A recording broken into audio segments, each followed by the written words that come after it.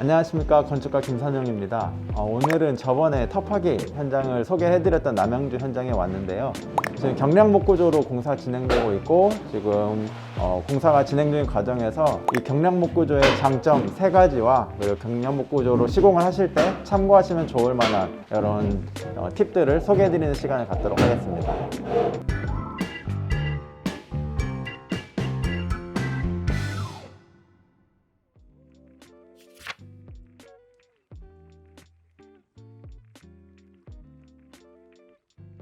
많은 분들이 단독주택 규모를 하실 때 목구조와 콘크리트조를 이제 많이 비교를 하시는데, 그 중에 목구조 같은 경우는 다른 구조들에 비해서 시공기간이 굉장히 빠르다는 장점이 있고요.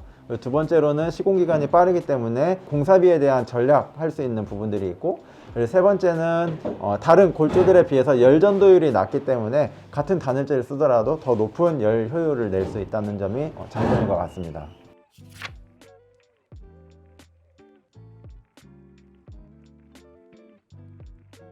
경량목구조 같은 경우는 RC조와는 다르게 건식으로 진행되기 때문에 이제 추운 겨울에도 시공이 가능하게 되고, 이런 날씨에 크게 구애받지 않고도 골조공사 가능하다는 장점이 있습니다. 그리고 습식공법 같은 경우는 거푸집을 대고 거기에 타설을 하고 양생이라는 기간을 거친 후에 얘를 또 다시 철거를 해야 되는 부분이 있지만, 건식공법 같은 경우에는 이렇게 현장에서 자재들을 맞추면서 도면대로 이제 제작이 들어가기 때문에 이런 RC조보다는 이제 이런 기간을 좀 절약할 수 있는 장점이 있습니다. 그리고 기간이 줄어든다는 거는 자연스럽게 이제 시공비 절감으로 연결이 되는 부분이고요. RC조 같은 경우는 이제 대부분이 인건비가 굉장히 많이 들어가거든요. 이제 거푸집을 만들고 타설을 하고 또 장비대가 들어가고 또 이런 양생기간을 거치고 양생기간이 끝나면 또 이런 거푸집을 해체하는 그런 작업에 기간들과 또 인건비가 많이 들어가지만, 경량목구조 같은 경우에는 이렇게 현장에서 작업자분들이 이런 작업하는 기간이 이런 RC보다는 훨씬 전략이 되기 때문에 자연스럽게 비용이 절감되는 효과가 있습니다.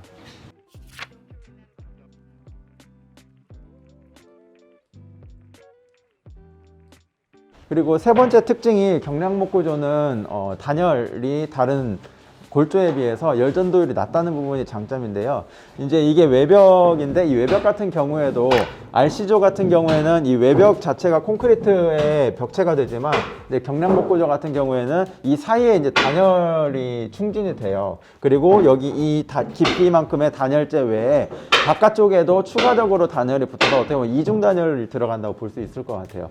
그러다 보니까 같은 벽체 두께라면은 RC조에 비해서 경량목구조가 이런 단열 성능은 월등히 좀 높게 됩니다. 그래서 RC조 같은 경우에도 요즘에는 단열 기준을 맞추기 위해서 외부에 좀 단열재 두꺼운 거를 대든지 또는 단열 성능이 좋은 단열재를 대는 경우가 많은데, 경량목구조 같은 경우에는 이렇게 벽체 내부에 한번 단열이 들어가기 때문에 이런 부분에서 오히려 좀 기밀성이나 이런 단열적인 측면에서는 조금 더 RC조보다는 유리한 측면이 되는 것 같습니다.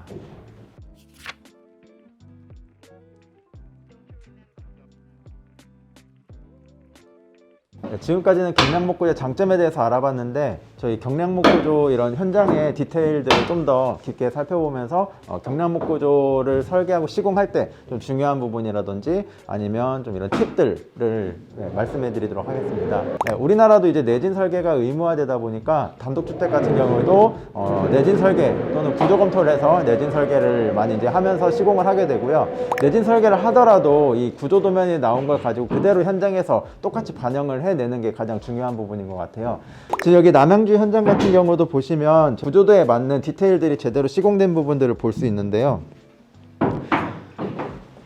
네, 이렇게 경량목구조 같은 경우에는 구조 검토를 받게 되면 이런 부재들을 보실 수가 있을 겁니다. 이 기초와 얘가 연결할 수 있는 이런 홀다운이라는 이제 부재인데요. 여기가 이 앙카가 이제 기초에서부터 올라오는 구조에 맞춰서 이제 올라오는 이 앙카에 맞춰서 이 홀다운이라는 부재를 시공을 하게 되고요.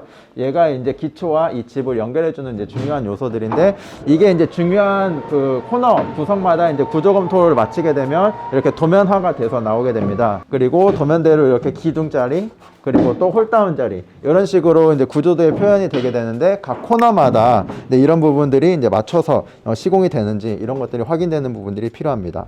그래서 이렇게 기둥과 홀다운 자리, 그리고 이쪽에 개구부가 있고요. 그리고 이쪽 코너에도 마찬가지로 도면대로 홀다운 자리, 네, 이런 식으로 지금 도면대로 맞게 시공이 되었는지 한 번 더 체크하는 과정이 필요합니다.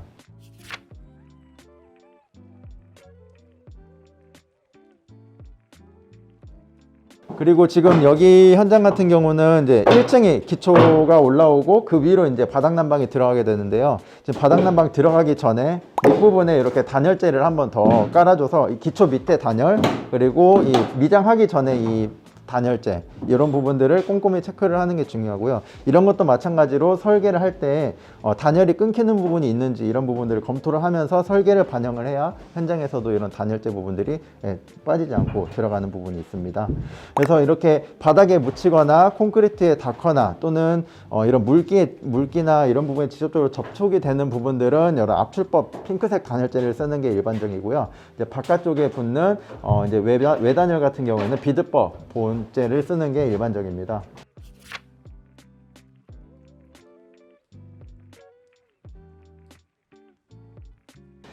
그리고 지금 여기 현장 같은 경우 이제 곧 설비 공사가 이제 들어가고 있는데, 지금 에어컨 배관들도 보시면은 미리 에어컨 들어갈 자리에 실외기로 연결할 수 있는 이런 실외기 연결 자리와, 그리고 이런 드레인 자리들도 미리 이제 벽체에 매립을 해 놓으셔야 나중에 이제 마감하더라도 이런 부분이 좀 깔끔하게 보일 수 있도록 미리 에어컨이나 이런 설비 계획도 잡으신 후에 시공을 들어가시는 게 좋습니다.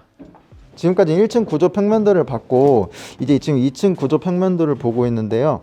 네, 경량목 구조 같은 경우에는 이런 이제 장스팬이 나오는 경우에, 또 위에 이제 벽체가 서는 경우에는 이제 받쳐주는 콘크리트로 비유하자면 이제 보호 역할을 하는 부재들이 필요한데, 이제 구조 검토를 받다 보면 이제 이런 패러램이라는 공항목재를 사용하라는 이런 구조도가 나오는 경우가 많습니다. 그래서 여기 남양주 현장 같은 경우도 이렇게 좀 패러램이 연결이 되어 있는 걸 볼 수 있는데요. 패러램 밑에 필요한 이제 기둥들도 이제 구조도면대로 맞춰서 지금 시공이 되어 있고, 이렇게 장스팬이 있는 부분들, 필요한 곳에 이렇게 패러램이 들어가 있는 부분이 네, 도면대로 맞게 시공된 부분이 보입니다.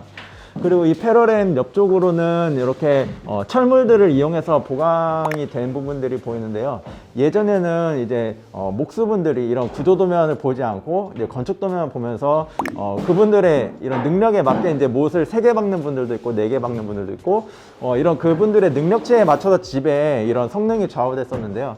요즘에는 이런 이제 구조도면이 나오면서 표준화가 되기 때문에 이 도면에 맞춰서 그 도면에 맞는 보강 철물들을 접합해서 사용하게 되면 누가 시공을 하든지 구조도면에 맞는 그런 내진 성능을 갖게 됩니다.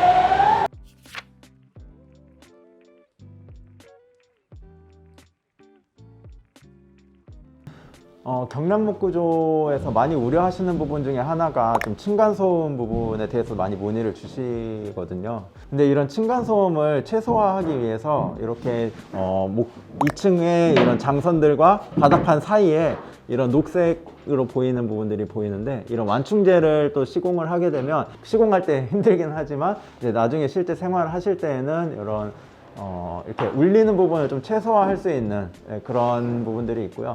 네, 이런 디테일한 부분들도 참고를 해주시면 경량목 구조 시공하실 때 아마 도움이 많이 될 겁니다.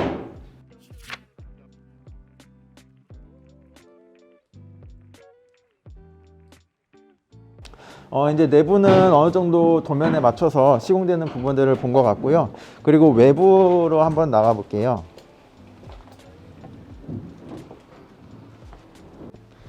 네, 골조가 끝나면 목구조 같은 경우에는 이렇게 타이백으로 골조 마감이 되게 되는데요. 이 위에 이제 단열재가 붙고 파벽이라든지 또는 외단열 시스템이라든지 이런 다양한 마감재를 선정을 하실 수가 있습니다.